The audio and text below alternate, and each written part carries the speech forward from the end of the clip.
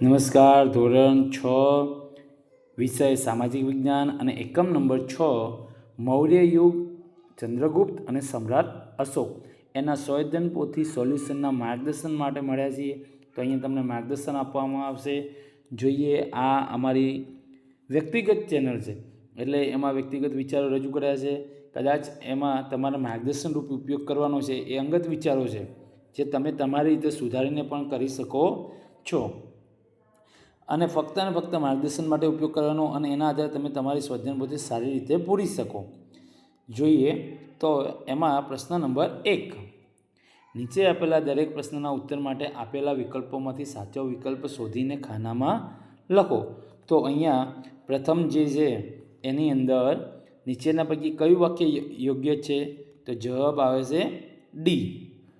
Number 2, Greek રાજા Seleucus નિકેતરને હરાવીને ચંદ્રગુપ્તે કયો પ્રદેશ જીત્યો? તો જવાબ આવે છે સી. કયો પ્રદેશ જીત્યો? તો અહીંયા કહી શકાય કે બલુચિસ્તાન, કંદહાર, વારાણસી. બરાબર. જોઈએ નંબર 3. નંબર 3ની અંદર જવાબ આપવામાં આવ્યો છે અર્થશાસ્ત્ર નામનો ગ્રંથ કોના દ્વારા લખવામાં આવ્યો હતો? જવાબ સી. ચોથાની અંદર જવાબ આવશે ડી. પાંચમામાં જવાબ સી. ત્યાર પછી જોઈએ છઠ્ઠાની અંદર, તો છઠ્ઠામાં જવાબ કયા રાજાનો સમયગાળો ઈસવીસન પૂર્વે 273થી ઈસવીસન પૂર્વે 232 હતો? તો જવાબ છે એ. અને નંબર 7, મૌર્ય યુગ સમયનું મગધ રાજ્ય એ વર્તમાન સમયનું કયું રાજ્ય?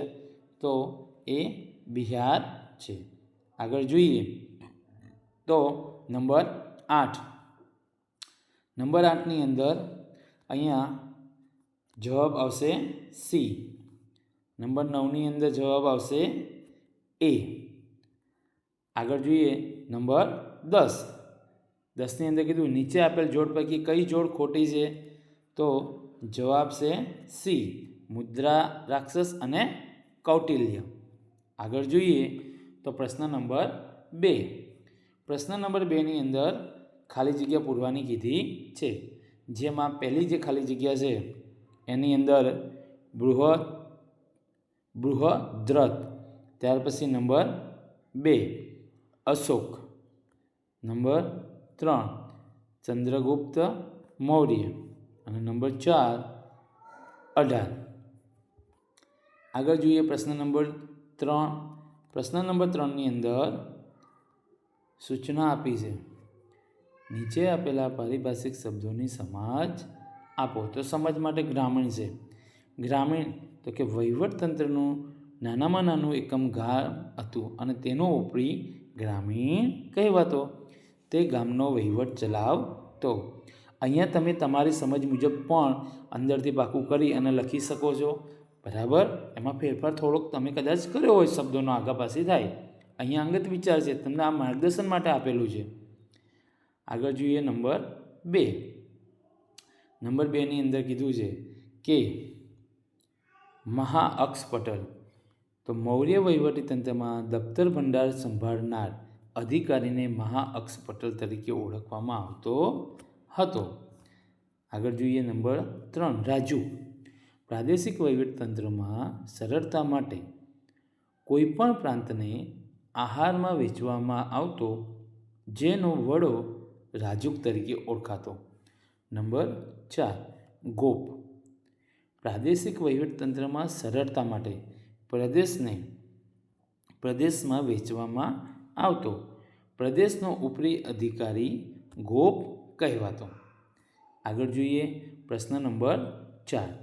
પ્રશ્ન નંબર 4ની અંદર ખાસ સૂચના ધ્યાન આપજો કે ખોટા શબ્દ છેકીને વિધાન ફરીથી લખો. એટલે કે અહીંયા જે 4 આપેલા છે વિધાન, એ ચારે વિધાનની અંદર ખોટું ચેકી નાખવાનું છે અને એ ખોટું ચેક્યા પછી તમારે અહીંયા ફરી સાચું વાક્ય લખવાનું છે. તો પહેલું જે છે એમાં જોઈએ તો પુષ્પમિત્ર શૃંગે મગધની ગાદી પર મૌર્ય વંશ ચેકી અને શૃંગ વંશની લખવાની સ્થાપના, અને ત્યાર પછી એના અહીંયા આખું વાક્ય લખવાનું છે. નંબર 2ની અંદર શું લખશો? ઈસવીસન પૂર્વે 232માં અશોકનું અવસાન થયું. નંબર 3ની અંદર અશોકનો શિલાલેખ પ્રાકૃત ભાષામાં લખાયેલ. અને નંબર 4, બિંદુસાર એ તેના શાસનકાળમાં કોઈ નવો પ્રદેશ જીત્યો ન હતો. આગળ જોઈએ નંબર 5. નંબર 5ની અશોકે પોતાના શાસન દરમિયાન બૌદ્ધ ધર્મને રાજ્યાશ્રય આપ્યો હતો. આગળ જોઈએ પ્રશ્ન નંબર 6. પ્રશ્ન નંબર 6ની અંદર કીધું છે જોડકા જોડો. તો જોડકા જોડવાના છે, એના અ સાથે બનો મેચ કરવાનો છે. પણ આપણે ખાનામાં સીધું જ લખી નાખવાનું. તો ખેતી વિભાગ સાથે આવશે. નંબર 1માં આવશે સીતા અધ્યક્ષ. નંબર 2 ન્યાય ખાતામાં આવશે પ્રદેશ મંત્રી. નંબર 4 વેપાર ખાતાની અંદર આવશે પ્રણાધ્યક્ષ. નંબર 4 લશ્કર ખાતું તો સેનાની. અને નંબર 5 મુદ્રા ખાતું, તો એમાં આવશે નંબર 6 મુદ્રાધ્યક્ષ. આગળ જોઈએ તો પ્રશ્ન નંબર 6. પ્રશ્ન નંબર 6ની અંદર સૂચના આપી છે કે નીચે આપેલા પ્રશ્નોના જવાબ 1-2 વાક્યમાં આપો. અહીંયા પ્રશ્ન પૂછ્યો છે, પહેલો નંબર જોઈએ આપણે. તો 1 નંબરની અંદર કીધું છે વર્તમાન સમયનો દિલ્હીથી કોલકાતા રાષ્ટ્રીય ધોરીમાર્ગ મૌર્ય યુગમાં કયા નામે ઓળખાતો હતો? તો આ ધોરીમાર્ગ મૌર્ય યુગમાં ગ્રાન્ડ ટ્રંક રોડ તરીકે ઓળખાતો. જવાબ નંબર 2ની અંદર જોઈએ તો મૌર્ય યુગ સમયનું કલિંગ રાજ્ય હાલ ઓડિશા તરીકે ઓળખાય છે. Number 3 Brahmadesh, Ceylon, Syria, Egypt અને મેસેડોનિયા આ દેશોમાં એને પ્રચાર પ્રસાર કરાવ્યો હતો. નંબર 4 મૌર્ય યુગનું વહીવટીતંત્ર કેન્દ્રીય, પ્રાંતીય અને પ્રાદેશિક એમ 3 ભાગમાં વહેંચાયેલું હતું. નંબર 5 એમાં જવાબ જૈન મુનિ ભદ્રબાહુ સાથે મૈસૂર એટલે કે કર્ણાટકના શ્રવણબેલગોળામાં સમય સહેલો વિતાવ્યો હતો. આગળ જોઈએ તો પ્રશ્ન નંબર 7. પ્રશ્ન નંબર 7ની અંદર કીધું છે ટૂંક નોંધ લખો. કેના વિશે? તો કે મૌર્ય યુગનું વહીવટી તંત્ર. અહીંયા મૌર્ય યુગના વહીવટી તંત્રની ટૂંક નોંધનું માર્ગદર્શન આપ્યું છે. તમે આ મુજબ પાકું કરી અને આ મુજબ લખી શકો છો. એનાથી વિશેષ પણ લખી શકાય છે. એવું જરૂરી નથી કે આ જ લખવું. આ તો નમૂનારૂપ માર્ગદર્શન માટે આપેલું છે. તો મૌર્ય યુગના વહીવટતંત્રની વાત કરીએ તો એના મૌર્ય યુગના વહીવટીતંત્રની ટૂંક નોંધ તમે લખી શકો છો. આગળ જોઈએ તો એની અંદર જ તમે આ મુદ્દાઓનો પણ વધારે વિશેષ સમાવેશ કરી શકો છો અને મૌર્ય યુગ વિશે વિશેષમાં તમે લખાણ કરી શકો છો.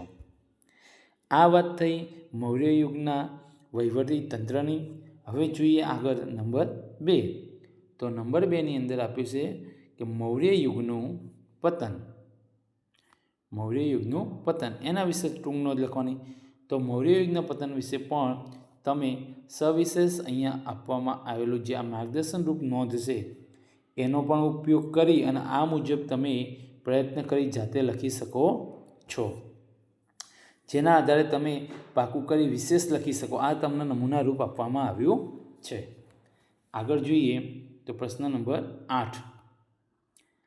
પ્રશ્ન નંબર 8ની અંદર કીધું છે કે નીચે આપેલા વિધાનોના કારણો આપો. હવે અહીંયા નંબર 1 કલિંગના યુદ્ધ બાદ સમ્રાટ અશોકનું હૃદય પરિવર્તન થયું. એના માટેનું કારણ આપવાનું છે. તો કે કલિંગના યુદ્ધના કારણે સમ્રાટ અશોકના હૃદયમાં અત્યંત દુઃખ થયું. તેના વિજયનો આનંદ ઉડી ગયો અને તેના મનની શાંતિ ચાલી ગઈ. અનેક રાતો તે ઊંઘી શક્યો નહીં. તેને ઘણો સંતાપ અને પશ્ચાતાપ થયો. તેને સમજાયું કે યુદ્ધમાં મેળવેલ વિજય એ સાચો વિજય નથી અને ત્યારબાદ તેનું હૃદય પરિવર્તન થયું. નંબર 2 જોઈએ. નંબર 2ની અંદર કીધું છે કે ચાણક્યને મૌર્ય યુગના પથદર્શક માનવામાં આવે છે. તો એના જોઈએ ચાણક્ય મહાન રાજનીતિજ્ઞ અને વિચારક હતા. તેમણે ચંદ્રગુપ્ત મૌર્યને શિક્ષણ અને માર્ગદર્શન આપ્યું હતું. તેના માર્ગદર્શન હેઠળ મૌર્ય સામ્રાજ્યની સ્થાપના થઈ. તેમણે અર્થશાસ્ત્ર નામનો પ્રસિદ્ધ ગ્રંથ લખ્યો. મૌર્ય વંશના મજબૂત વહીવટી અને રાજકીય વ્યવસ્થા પાછળ અગત્યનું મોટું યોગદાન હતું. આથી કહી શકાય કે ચાણક્ય એ મૌર્ય યુગના પથદર્શક માનવામાં આવે છે. આગળ જોઈએ તો પ્રશ્ન નંબર 9. પ્રશ્ન નંબર 9ની અંદર કીધું છે કે નીચે આપેલા બોક્સમાંથી મૌર્ય યુગ સમયના વ્યક્તિઓના નામ શોધો. તો અહીંયા આપણે આ મુજબ નામ શોધી શકીએ છીએ. બિંદુસાર, સમ્રાટ અશોક, સુસીમ, ચંદ્રગુપ્ત, સંઘમિત્ર, ચાણક્ય, મહેન્દ્ર એ આપણે શોધી શકીએ છીએ. ત્યાર પછી પ્રશ્ન નંબર 10. પ્રશ્ન નંબર 10ની અંદર કીધું છે કે ભારતના નકશામાં મૌર્ય યુગ સમયના અભિલેખોના સ્થળો દર્શાવો. તો અહીંયા આપણે પ્રયત્ન કર્યો છે, તમે પણ પ્રયત્ન કરી શકો છો. તો એમાં આપ્યા છે તો જોઈએ ગિરનાર, લુંબિની, કૌશાંબી, સારનાથ, સાંચી, કલિંગ અને સોપારા. આ હતા એ સમયના અને એ સમયના જે આપણે કહીએ કે મૌર્ય યુગ સમયના અભિલેખો એની વાત થઈ. તો અહીંયા આપણું આ સ્વાધ્યાયન પોથી સોલ્યુશન માર્ગદર્શન પૂર્ણ થાય છે. વિડીયો પસંદ આવ્યો હોય તો કોમેન્ટ કરજો અને અગાઉ કેવા મેળવવા છે આગળ એ પણ કહેજો. અને લાઈક કરી અને અમારી સાથે જોડાયેલા રહેવા માટે સબસ્ક્રાઈબ કરવાનું ભૂલતા નહીં. આવજો.